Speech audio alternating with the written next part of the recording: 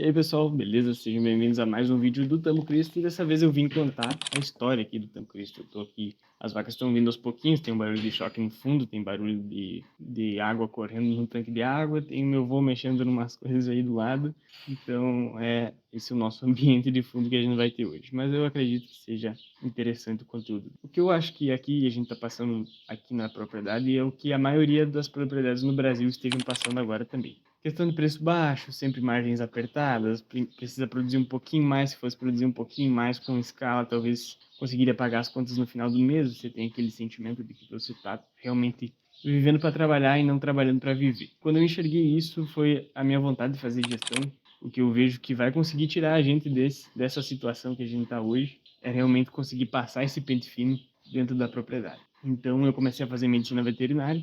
Nesse momento eu tranquei então a medicina veterinária, eu vou passar um ano aqui em casa, justamente para conseguir desenvolver esses processos de gestão e logo depois conseguir fazer com que eles continuem, que esses processos sejam seguidos da melhor forma possível, numa forma fácil, uma forma que não seja muito cansativa, né, que você consiga acordar e ser constante todo dia, sem esse negócio de imprevisto, sem você acabar esquecendo de pedir ração, a fábrica tem que dar um jeito aí de te atender no mesmo dia, trazer ração aí, que vira uma correria, essa desorganização. Às vezes você não consegue pensar no melhor ambiente para suas bezerras, aí você está tendo um ganho médio diário baixo, e isso vai refletir totalmente lá na frente para quando você tiver questão da produção. E às vezes as tuas vacas estão produzindo e você está tão estressado, tão cansado que você não tem nem tempo de procurar o culpado. Tô vivendo isso na pele. Meu pai agora fez cirurgia, então ele teve que passar alguns dias de férias aí, então tá só eu, minha mãe, meu irmão e o meu avô em trabalho que antes o meu pai fazia, agora tá para mim.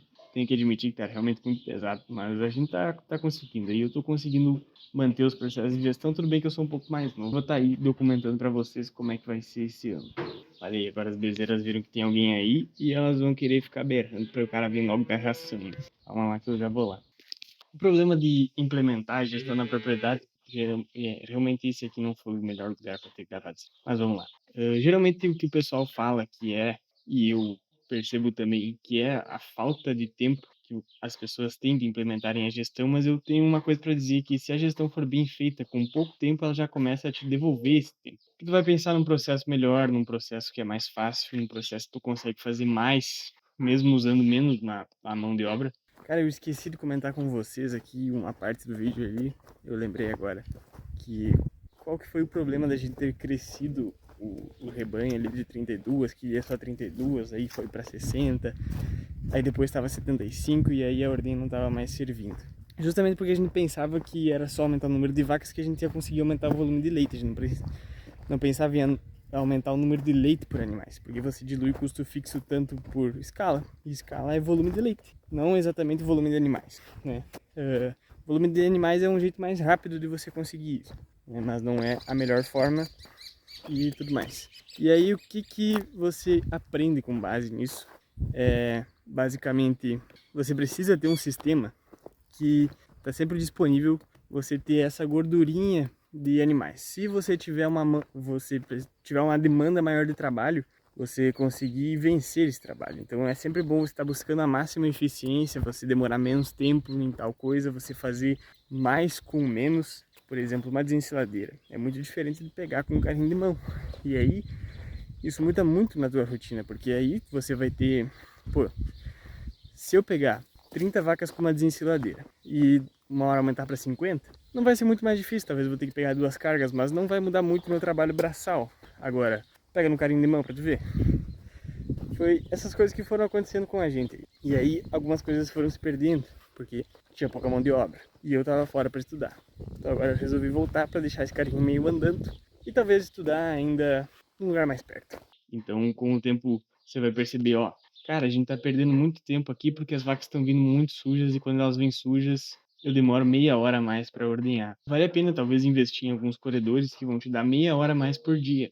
Ou, no nosso caso aqui, a gente começou com 32 vaquinhas, cara, pensando, começou não, começou com 10. Mas aí a gente foi para 32 quando a gente construiu esse galpão aqui, fez uma sala de ordenha com 3 conjuntos. Depois a gente chegou a 60 vacas, a gente aumentou para 4 conjuntos. E aí a gente chegou a ter um pico de 75 vacas aí em lactação.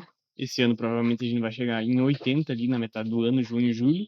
Tava demorando demais a ordenha. coisa de 2 horas e meia. Então a gente colocou um sistema duplo 4. E aí a gente não conseguiu diminuir meia hora por ordenha, que dá 1 hora por dia. Isso são coisas básicas, mas aí quando você para refletir, você descobre coisas novas, coisas que seriam como o exemplo das nossas bezerras aí, a gente fez bonitinho no começo, a gente não pensou direito, botou os coxinhos para dentro das baias. Então a gente vai virar os coxinhos para fora, fica muito mais fácil delas não sujarem tanto, então você não precisa limpar elas tantas vezes, né? E quando for limpar também não vai molhar a cama, vai molhar ali o piso e elas vão ficar, né, passando frio e tudo mais. Todas essas questões aí. Aí tu vai melhorando a logística, como eu posso melhorar tal ponto, como eu posso melhorar aquele ponto. E aí a gestão, cara, tu não precisa assim saber exatamente tudo na ponta do lápis logo de primeira. Isso não é gestão. Eu vou ter que lançar tudo, vou ter que fazer controle leiteiro todo mês, vou ter que fazer ah, separar as notas todos os meses. Não. Você precisa começar, só começar. Com qualquer coisinha você começa a fazer gestão e aí você colocou um processo aqui que você já deixou ele de uma forma bem otimizada, que você não vai perder muito tempo e não vai ficar muito cansado fazendo esse processo, aí você pensa em implementar outro. Vai ter gente com mais facilidade, vai ter gente com mais dificuldade. Então você começa principalmente no primeiro ponto que tu quer mudar. Por exemplo, eu preciso aumentar a minha produção de leite porque eu preciso de mais dinheiro no final do mês porque não está sobrando. O que muita gente pensa logo de primeiro?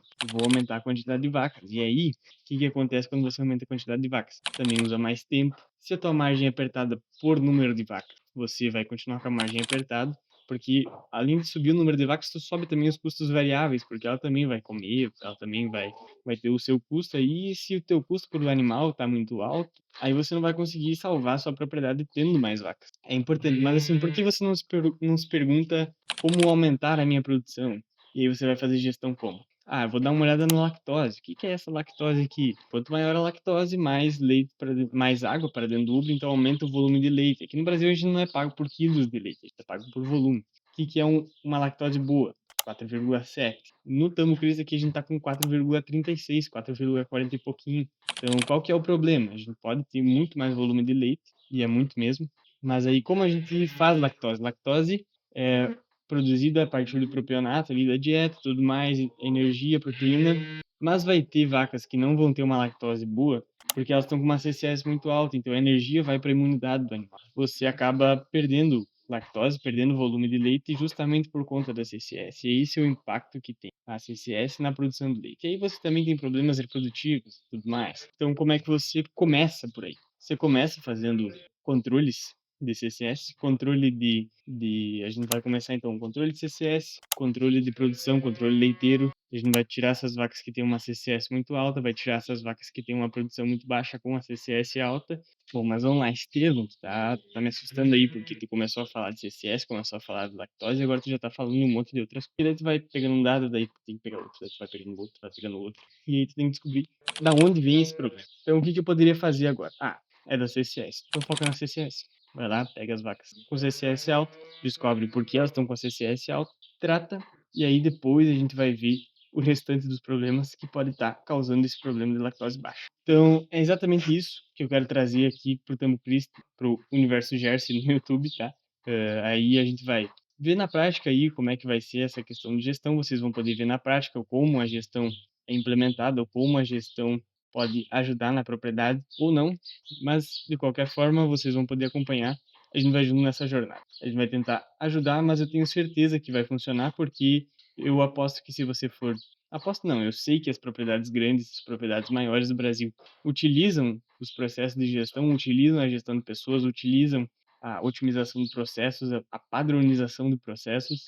Então, se a gente quer chegar no mesmo lugar que eles, ah, mas eu não quero ter 1.000 e poucas vacas. Você não precisa ter 1.000 e poucas vacas, mas você precisa ter o seu rebanho bem gerido, porque se o seu rebanho não dá lucro, você sempre vai viver para trabalhar e não trabalhar para viver, né? Então não adianta ficar reclamando muito do preço do leite. Claro, é importante a gente brigar pela valorização do nosso trabalho, pela valorização do nosso produto, mas é mais importante ainda a gente cuidar da nossa própria casa. É como se a gente estivesse dizendo que a culpa da poeira dentro de casa não é eu que não estou fazendo faxina, e sim o caminhão que está passando na estrada. Então, basicamente era mais ou menos essa reflexão, essa história que eu queria contar. Então, se inscreva no canal, deixe seu like, ative as notificações para não perder nenhum vídeo e bora lá implementar esse processo de gestão e vocês vão ver o passo a passo. Valeu!